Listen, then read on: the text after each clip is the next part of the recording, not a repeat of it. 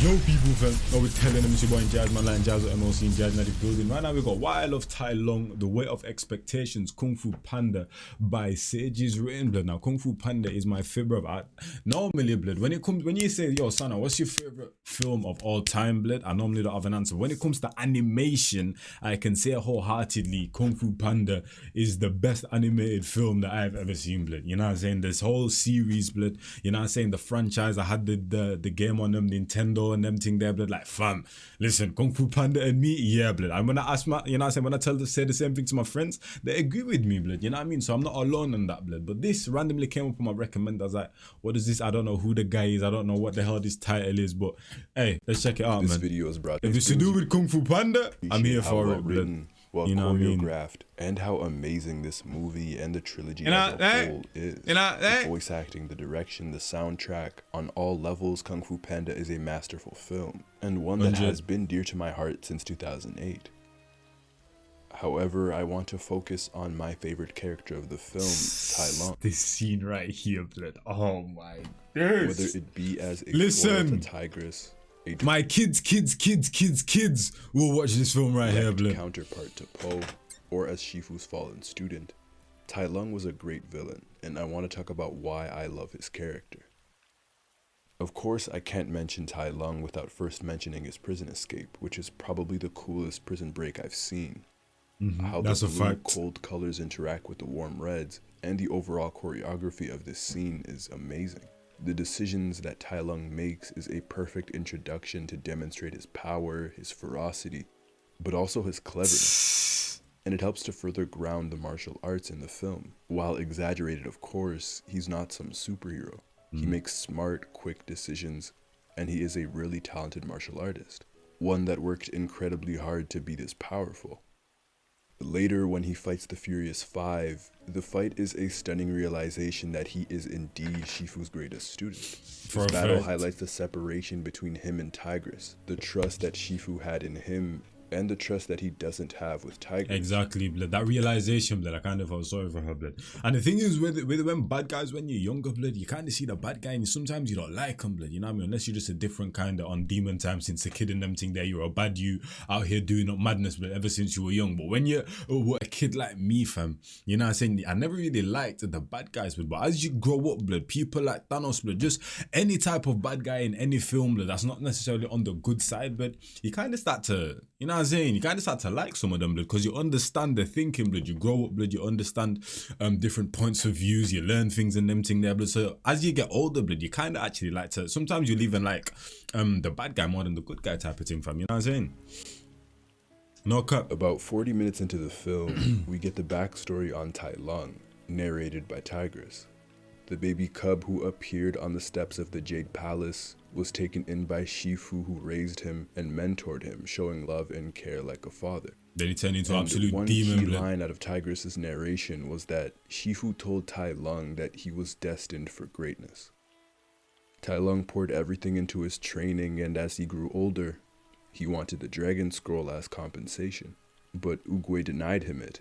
In his anger, the Snow Leopard destroyed a village and returned to the Jade Palace, seeking out the scroll by force. Tai Lung's story sees how Master Oogway dealt with him, the weight of expectations can be, especially when placed on by a parental figure.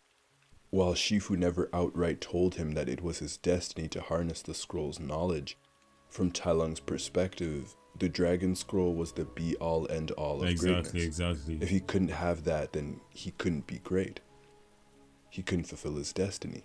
That's probably the great, yo, I know Shawshank is out there, blood, but you man tell me, Shawshank and Kung Fu Panda, blood, with this scene right here, blood, which is the greatest prison break of all time, blood, you know what I'm saying? The scroll became validation for Tai Lung. And then obviously you have Prison Break as well, blood, but that man got locked up about 50 million times. And only himself, but to Shifu, that he was worth the hard work that his mentor, that his father, had put into him. Not only that, the Dragon Scroll was the fruit of his labor. Tai Lung states how much hard work was put into it, the years he dedicated, the bones he broke, for the scroll that he was denied. This story of Shifu and Tai Lung becomes even more interesting when they fight at the end. And more importantly, when Tai Lung says that all of his hard work, his motivation, was for Shifu to be proud of him, and in his rage, Tai Lung demands that he says it. Oh yeah, when they were fighting, blood, and there was a flash of Tai Lung as a cub and them thing there, blood, and then Shifu, you know what I'm saying? Because like, imagine a dad fighting his son, man. You're not gonna want to do that, blood. You know what I mean? That he says it. Yeah. Again, we are brought back to the theme of the mentor or the parent. Shifu filled Tai Lung with this idea that the snow leopard was destined for greatness. And once again, the dragon scroll represents that greatness in physical form. It was the weight of Shifu's expectations. Exactly, I was just thinking this in my head. Can someone explain to me how Shifu's hands are literally twigs, blood? Greatness in physical form. And he's still able to wield a big ass knife like this. This is the exact same. When he was holding the staff, blood, this is the scene. I was like, bro, how is this guy's hands so small, yet he's able to do ish like that with this big ass sword, fam? I don't know momentum, blood. You know what I'm saying? Everything flows through you when you're a kung fu master, but bro. Greatness, he was a failure, and failure drove him to rage. After Tai Lung demands that Shifu tells him that he's proud of him, Shifu does, and his mentor also apologizes, and the look on Tai Lung's face is shocking. Throughout the film, he's been arrogant and tenacious, but this was a foreign emotion for the snow leopard. All he's ever wanted was for Shifu to utter those words. Even with all of the love shown to him by Shifu, those words were never spoken. It wasn't the scroll that he was after, it was Shifu's approval. And you can physically see the weight those words held when the snow leopard's rage fades. In these 8 seconds, we see the real Tai Lung, the sense and the humanity that he has left. The real Tai Lung is still in there, because in that moment, he's that cub again facing his mentor, facing his father. The way he so subtly walks into the light emphasizes that. Shifu is pleading for his son back, but Tai Lung brushes it off and returns to anger. It's too late. At that point, the damage was already done. He was already too far gone. He now has to walk the path that he chose and remember the rage he built in prison for 20 years. Oh the yeah, isolation I remember that blood. Shifu and Oogway got violated, blood. The expectation for greatness wasn't Shifu's anymore, but now instead his own. Now to prove to himself and to prove to Oogway and to Shifu that he was worthy of the... Hey, listen, I definitely agree with that, but I'm just saying that the way this guy got defeated, fam, that's what made me kind of like lose some points for him, blood. I can't even lie to you, fam. The way he got defeated, the skadoosh, blood, made man bite his own tail, like, he got made look like a D-head, I can't lie to you, fam. To prove to himself... But... he is badass, though. To prove to Oogway and to Shifu that he was worthy of the power contained in that scroll. To prove to them that they have truly denied him his destiny. He doesn't want the scroll anymore for validation. He knows that he is strong enough to be the Dragon Warrior and to beat the Dragon Warrior. Now he wants the scroll's limitless power, to be strong enough to defeat Oogway and Shifu. That scene right there is why I love Tai Lung. He carried an incredibly human desire to be appreciated and to be valued. He felt that he was owed the Dragon Scroll as compensation for all the work he put in. From his perspective, it's only right. Shifu filled him up with air, with dreams, he says. Shifu made him arrogant. They violated Shifu still, we can't lie. The validation. Oh yeah, and then he brought the stick as well, innit? Yeah, he brought the thing. And not only thing. was he denied the scroll, Oogway said that he saw darkness in him, which I think hurts more than simple rejection. Especially considering the fact that Shifu never defended the goodness inside of him. That's a fact as well. It's at this point when it becomes Shifu's story of failure. Shifu built up Tai Lung's self-image with nurturing, love, and belief, and of course, these are amazing positive qualities.